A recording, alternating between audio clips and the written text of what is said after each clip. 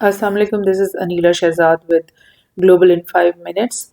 Lula da सिल्वा Brazil में एक दफ़ा फिर पावर में आ गए हैं और उनके इस वापसी को बहुत ज़्यादा सेलिब्रेट किया जा रहा है ब्राज़ील के अंदर, बिकॉज़ वो एक बहुत ही मकबूल आम लीडर थे। उनके दौर में बहुत सारी तरक्की और बहुत सारे रिफॉर्म्स हुए।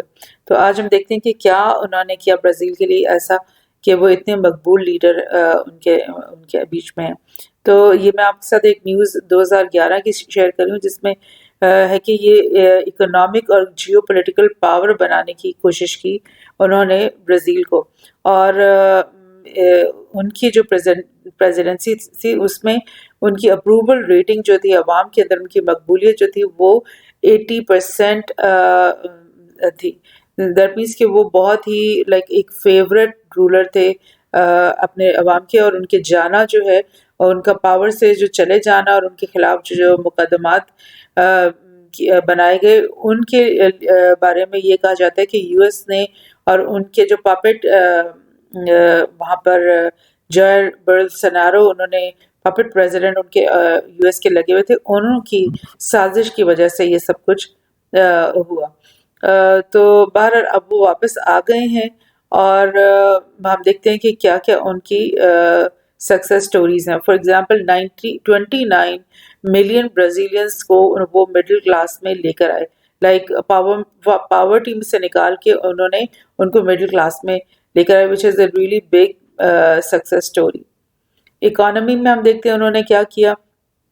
2004 में वो फर्स्ट टाइम पावर में आए थे और विद इन 1 ईयर उन्होंने आईएमएफ से कहा कि 15 बिलियन जो डॉलर्स हैं वो हम पूरे के पूरे आपको 1 ईयर के बाद के एंड में हम आपको दे देंगे।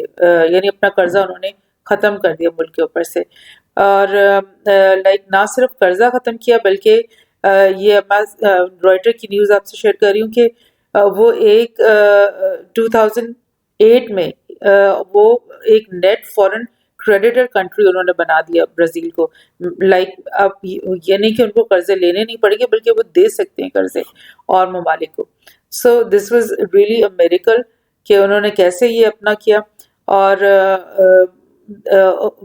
Eight the end of 2008 it was like Fitch rating agency और जो Standard and Poor rating agency, इन दोनों ने कह दिया कि ये ब्राज़ील जो है इस वक्त लैटिन अमेरिका की बिगेस्ट इकोनॉमी बन गया है। सो इनकी अप्रूवल हर लिहाज से, यानी कि दुनिया के प्लेटफॉर्म्स में भी इनको अप्रूवल मिल रही थी। लूला जब अपने सेकेंड टेन्योर जब उनका ख़त्म हुआ, उन्होंने अपनी second in command Dilma Rousseau को जब पावर ट्रांसफ़र किया, जब वो इलेक्ट हो गई, तो उस वक्त भी उनकी जो अप्रूवल रेटिंग थी वो 90% थी उनके लोगों के अंदर। और उस वक्त के खबर के मुताबिक ये गार्डियन की खबर है कि 20 मिलियन पीपल को वो पॉवर्टी में से निकाल चुके थे।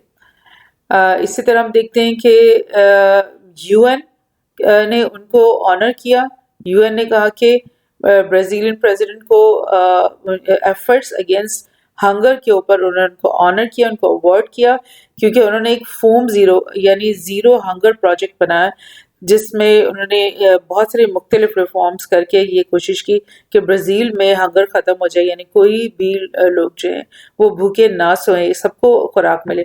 तो यूएन ने इसलिए उनको ये अवार्ड किया क्योंकि उन्होंने ना सिर्फ अपने कंट्री में ये स्कीम बनाई, बल्कि उन्होंने टेक्निकल सपोर्ट प्रोवाइड की बहुत सारे अफ्रीकन, लैटिन अमेरिकन कंट्रीज़ और कैरिबियन कंट्रीज़ को, कि वहाँ पर भी ये स्कीम इसी तरह की चलें और वहाँ पे भी हंगर जो है वो ख़त्म की जाए। तो लिहाजा इससे आपको थोड़ा सा ये भी पता चल रहा है कि Lula was not just a leader of Brazil, बल्कि वो एक इंटरनेशनलिस्ट थे। और उन्होंने बहुत सारे और मुल्कों में भी यानी अपने प्रोग्राम्स और अपनी जो भी रिफॉर्म्स थे वो यानी लाने की कोशिश की। और इनफैक्ट लूला ने अपनी 8 इयर्स में ऑलमोस्ट 80 कंट्रीज़ का दौरा किया, जिससे पता चलता है कि वो कितने एक प्रैग्मेटिक और एक इंटरनेशनलिस्ट किस्म के लीडर थे, और उनके कितने ताल्लुकात थे दुनिया के तमाम ममालिक के साथ। और ये कि वो एक मीडिएटर के तौर पे भी उन्होंने काम किया। बहुत सारे لیٹن امریکہ یعنی ساؤتھ امریکہ کی کنٹریز میں جو بھی جھگڑے چل رہے تھے اس میں وہ ایز اے میڈیٹر کام کرتے رہے، جھگڑوں کو ریزالو کرتے رہے، اور اس کے علاوہ لائک ایران نیوکلیئر جو ڈیل تھی اس میں بھی وہ انہوں نے پارٹ پلے کیا. سو ہی واز ریئلی این انٹرنیشنلسٹ. ایک اور ان کی ایک بہت اچھا کام جو کہ بڑا زبردست، میں آپ کو پہلے یہ دکھاتی ہوں گوگل ارتھ سے، کہ یہ برازیل جو ہے وہ ساؤتھ امریکہ کا سب سے بڑا بہت ہی ہیوج کنٹری ہے. یہ سارا برازیل ہے اور اس کے اندر سب سے دنیا کا بڑا فارسٹ ہے امیزون فارسٹ. تو امیزون فارسٹ کا یہ پرابلم تھا کہ اس کی بہت زیادہ تیزی سے ڈیفارسٹیشن ہو رہی تھی، اور لولا نے آ کر کے یہ ڈیفارسٹیشن، آپ دیکھ رہے چارٹ کتنے زیادہ پرسنٹیج ہے، اس کو بہت کم کرتے کرتے انہوں نے 75% کم کر دیا ڈیفارسٹیشن کو. اور یہ ڈلما کا جو دور تھا اس میں بھی یہ ڈیفارسٹیشن کافی کم کی گئی.